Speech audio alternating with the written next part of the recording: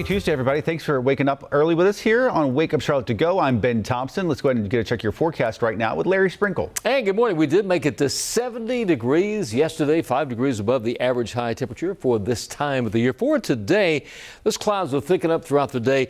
We're going to be in the 60s, which once again, more typical temperatures, low to mid 60s as we head towards the afternoon today. Across the area, take a look at it. Those are all temperatures in the low to mid 60s across the entire region. Checking that 7-day forecast for tomorrow, warming up again to near 70, only the slightest chance of a shower tomorrow. Much better opportunity for some rain, even a couple thunderstorms on Thursday. We're about 76 degrees, really warm on Friday afternoon, upper 70s, maybe near 80 in a couple of spots with a rain and storm chance over the upcoming weekend. It's kind of half and half. I think Saturday, the better day for the weekend, good chance of rain, maybe some storms on Sunday, and then we cool things down again next week. By Monday, we're back down below average at about 63 degrees. That's your forecast this morning, Ben. Larry, thanks. Turning now to our top stories of the day. Today, CMS leaders will discuss bringing older students into the classroom even more. Happy Tuesday. I'm Billie Jean Shaw at CMS headquarters. Tonight at 6 o'clock, the board will decide if middle and high schoolers will attend in-person classes more frequently. Right now, those students are going to school twice a week, but the superintendent is suggesting 4 times a week, just like elementary age students who started going to school more frequently yesterday.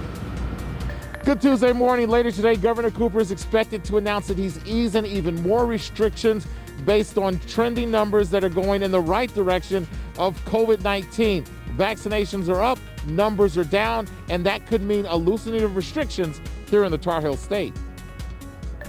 Today, we're expecting to learn more about a mass shooting in Colorado that killed a police officer. It happened at a grocery store in Boulder.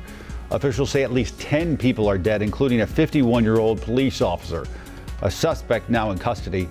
Any other details about the shooting have not been released. The police department there is going to hold a news conference today. We'll keep you posted on WCNC Charlotte and in the WCNC app.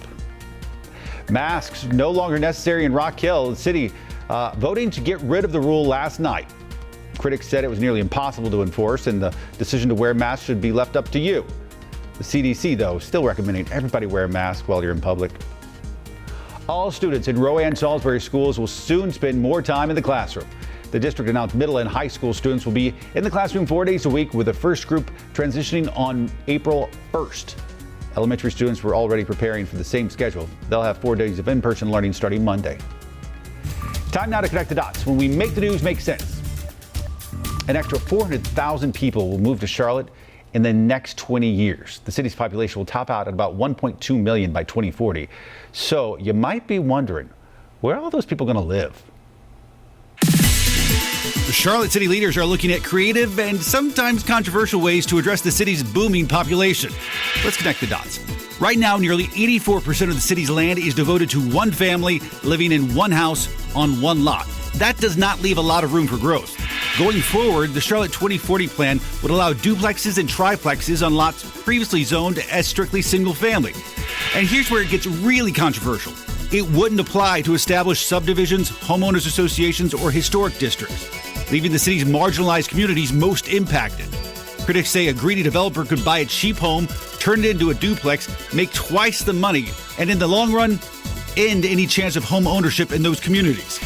Still, supporters say more duplexes and triplexes would tackle the city's biggest issues, affordable housing and traffic. And they say it's not a foreign concept, not even in Charlotte. Think about old parts of Dilworth or Elizabeth. Single-family homes right beside buildings that allow for multiple families. And that is connecting the dots. So zoom out here. How does Charlotte stack up to, say, other cities? Well, Charlotte has a bigger percentage of land zoned single family than almost any other major U.S. city. Minneapolis, by the way, recently voted to do away with strictly single family housing. Now some stories to keep your family safe and sound today. The Carolina Panthers spreading the love when it comes to keeping athletes safe. The team donated its germ zapping robot to UNC Charlotte Athletics Department.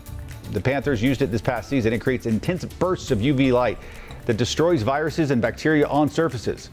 UNC Charlotte will use the robot to disinfect locker rooms, training rooms, weight rooms, and team meeting rooms as well. Well, we now know the secret to happiness in life: don't work so much. A new study found part-time employees are the happiest employees. Scientists found that working just one day a week is enough to provide the mental health benefits of having a job.